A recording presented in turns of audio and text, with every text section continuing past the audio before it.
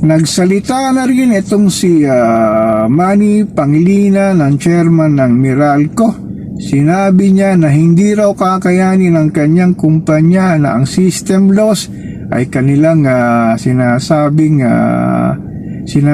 sila ang magsushoulder.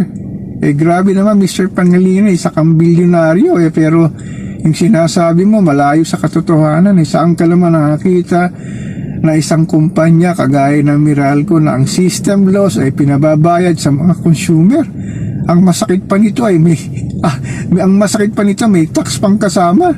Kaya nga papaisip patuloy kung meron bang dialogo ang Department of Energy sa pangunguna ni Secretary Garin, kasama na rin dito si Pangulong BBM. Meron ba silang mga advisor na nakipagdialogo? Kasi itong sinasabi ni MVP talagang pahirap daw sa kanilang negosyo.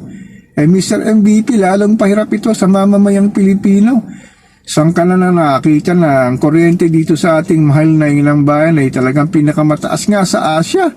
Talagang system loss na ipinapataw sa consumer na hindi naman nila ginagamit, at talagang sinasabing dapat kayo ang mag-shoulder nito kasi isa kayong malaking kumpanya. Ano ba itong mga sinasabing barya lamang na inyong hindi kikitain sa loob ng maraming taon, umabot na ng ilang dekada, ang pagbabayad ng mamamayang Pilipino ng system loss kasama pang value-added stock na pinababayaran nyo sa consumer. Sana naman ay magkaroon kayo ng puso para sa ating sinasabing sambayanan, hindi lamang para sa negosyo, sa pagkita ng malaki. Talagang nakakalungkot nung sinasabi ni Mr. Pangilinan na talagang hindi raw nila kayang i-shoulder nga itong system loss. Ano ba ang dapat natin gawin sa ganitong sistema dito sa ating mahal na inang bansa?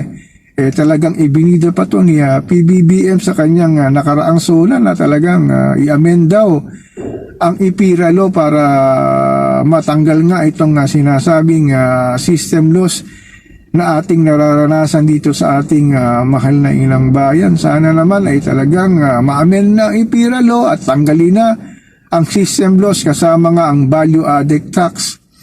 Ako po si Papa Ken, patuloy po akong magmimiron, magmamatsyag dito sa pang-araw-araw nating buhay at kaganapan dito sa ating mahal na inang bayan.